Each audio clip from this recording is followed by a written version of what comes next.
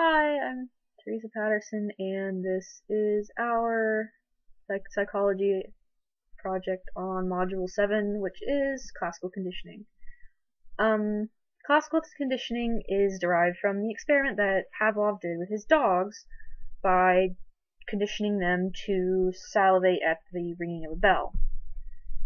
And his experiment involved um, training a dog to, well, numerous dogs, to salivate at the response of a bell ringing in, like, he conditioned them, like, in order to, they would get food if they salivated to the bell, and eventually he took the food away, so they were conditioned to salivate, and that was their conditioned response, and eventually they stopped because it, degraded, I think is the right word.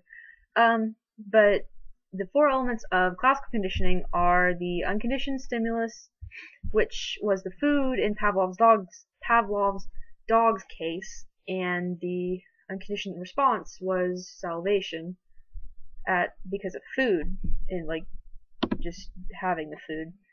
And um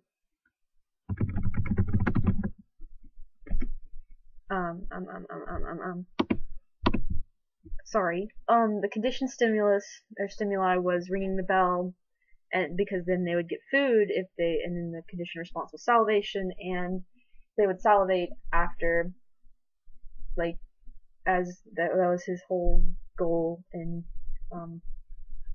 his experiments.